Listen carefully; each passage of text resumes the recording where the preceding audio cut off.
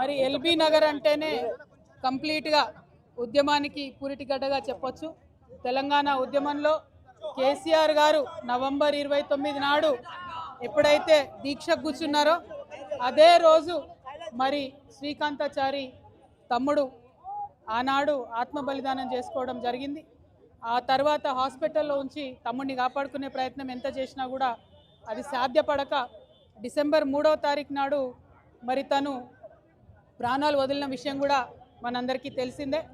ఒక పక్క దీక్ష, ఇంకొక పక్క ఈ బిడ్డలు చేస్తున్నటువంటి త్యాగాలు, ఇంకొక పక్క వారి స్ఫూర్తితోని యావత్తు తెలంగాణ కూడా రగిలి ప్రతి ఊర్లో కూడా దీక్షా శిబిరాలు వెళ్ళడం, ప్రతి ఊర్లో కూడా ఆడబిడ్డలు బోనాలు బతుకమ్మలు ఎత్తుకొని ప్రొటెస్ట్ చేయడం, విద్యార్థులు అన్ని యూనివర్సిటీల్లో మరి పోరాటం చేయడం, ఉద్యమకారులు ఎక్కడికక్కడ పంతం పట్టుకొని ముందుకెళ్లడంతో ఇవాళ రాష్ట్రాన్ని సాధించుకున్న విషయం మనందరికీ తెలిసిందే.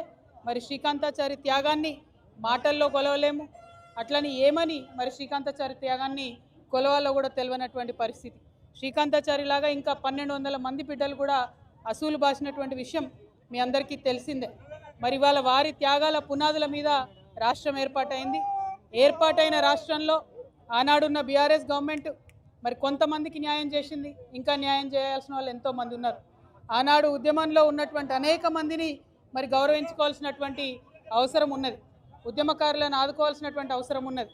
మరి ఆనాడు ప్రభుత్వం అమరవీరుల పేరు మీద మంచి స్తూపాన్ని నిర్మించింది, కాకపోతే ఏ ఒక్క ప్రాజెక్టుకు కూడా మరి ఏ ఒక్క అమరవీరుడి యొక్క పేరు పెట్టలేదు.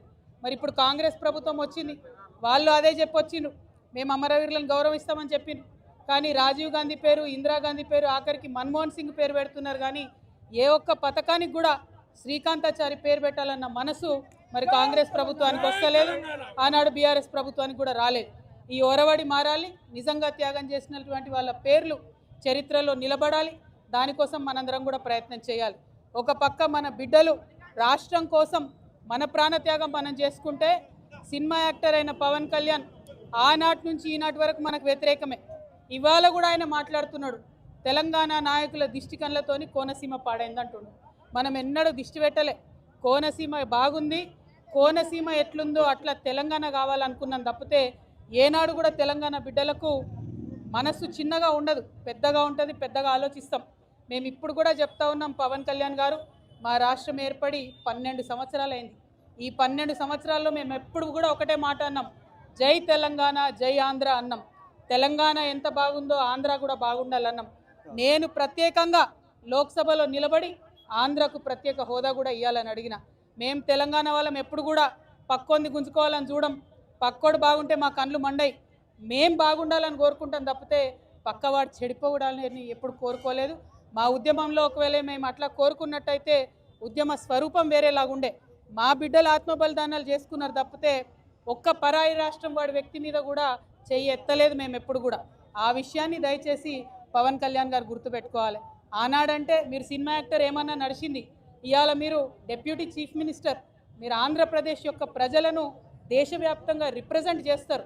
మీరు మాట్లాడే మాటలు కూడా మీ ప్రజలకు ఆపాదిస్తారు. కాబట్టి జాగ్రత్తగా మీరు ఆలోచన చేసి మాట్లాడాలని నేను పవన్ కళ్యాణ్ గారిని కోరుతున్నాను.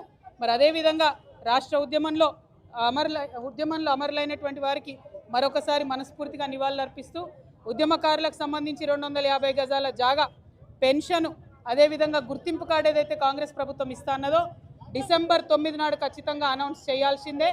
చేయకపోతే మాత్రం ఉద్యమకారులందరం కూడా గవర్నమెంట్ భూములు చూసుకుంటాం, జాగృతి జెండాలు వాత్తాం, భూ పోరాటాలకు ముందుకెళ్తామని చెప్పి తెలియజేస్తూ సెలవు తీసుకుంటున్నాను. జై తెలంగాణ, జై తెలంగాణ.